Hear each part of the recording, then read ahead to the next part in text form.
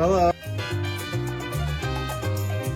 How long have you been growing cycads and encephalotrons? I started growing cycads a little bit about 30 years ago. I mostly sold palms back then, but then I slowly got into the cycads, and I've been growing cycads in numbers and buying and selling collections and stuff now for about 25 years. Wow, that's a And really long time. I've been reproducing stuff from a business partner of mine's place that has a lot of large cycads and producing a lot of seed and seedlings and massive crops for about 14 years over there.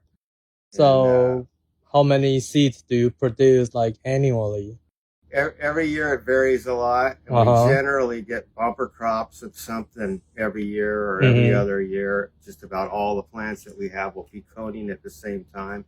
Some years we'll get 20,000 seeds out of the nursery stock, and some years we'll only get about 4,000 seeds. So it just all depends on whether the plants want to cone that year or not. And the strange thing is somehow the plants, it appears, communicate to each other through pheromones or some other way, and a lot of times they'll all cone in one season in a specific species, and the viability will be really good, and nobody really has figured out exactly why that is. And even places far away, they seem to have the same species cone all the same year at the same time, which is kind of an interesting thing.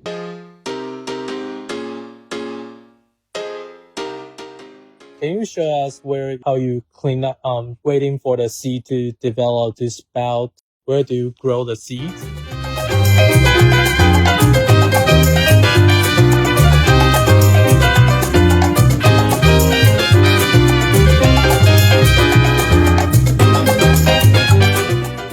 So we have the greenhouse, and then I have a little greenhouse within the greenhouse. And when I'm sprouting seeds, I generally will have this whole thing closed up with heating pads on the bottom. And I grow them in these Tupperware bins. I don't put holes in the bottom of the bins or anything. You just get the right amount of moisture in the bin, and then it pretty much stays good for the entire time while you're sprouting things. This is old seed. This is last year's crop. So most everything in here is already sprouted, what's going to sprout. And, and then I have to clear out all the old stuff and get ready for the next crop. And, you grow them in bins. Sometimes they come out really good, and sometimes they don't. Here's an old bin. And before I throw them away, I go through a second time and find the late straggler sprouters. This seed is 2 years old, and we're still getting, that's a Stangeria europus. We're still getting things to sprout. So when they do, then, I generally in season, there'd be 100 or so in there sprouting at the same time. And, I just take them out and stick them in a band pot.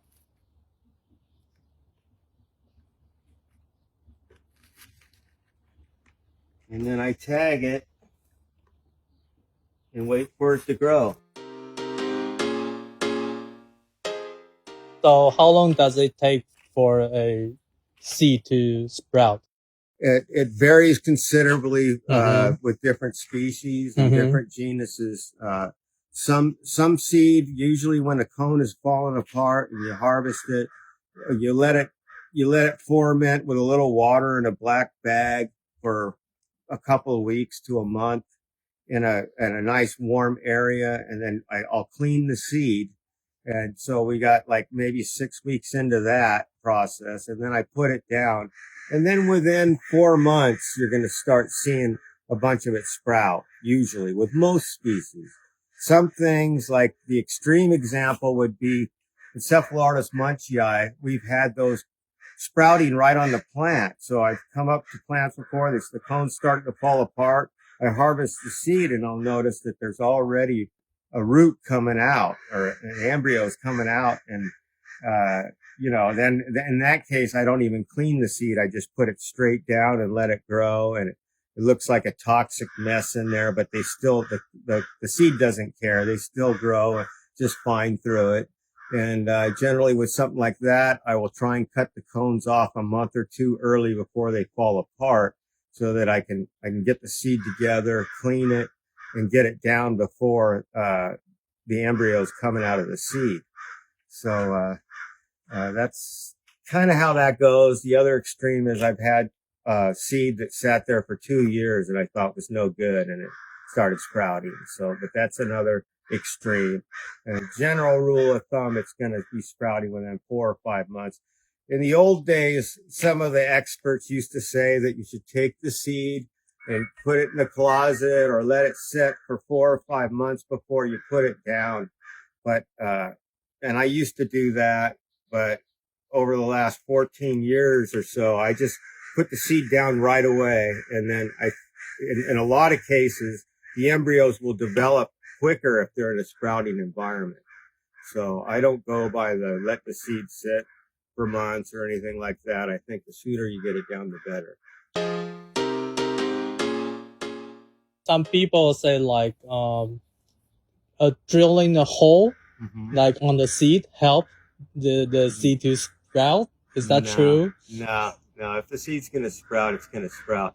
Once in a while, if it gets stuck, you'll see the embryo kind of bend around and curve, but they'll eventually pop out. But, you know, if people are drilling a hole in the seed and it sprouts, it was going to sprout anyway, in my opinion. How about the growing temperature? What's the best sprouting temperature? I keep my sprouting seeds, when I'm sprouting seeds, I keep the temperature between 72 and the highest 90 degrees is perfection. But here at my place in the summer, it does get up to 112 degrees on a few days out of the year. And, you know, the seed just seems to be just fine with that. But you never want to overheat Cycad seed. That's like the #1 killer of seed, is overheating it. You know, I've sold seed to people and they put it all down and they put them in bins like I have, and they put them on these shelves in these greenhouses with no shade cloth.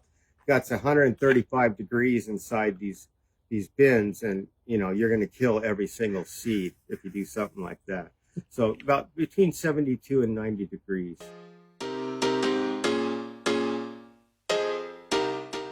Online experts to say like it's better to, you know, like raise the temperature to over 50 degrees Celsius. That's about like over 130 Fahrenheit. Yeah.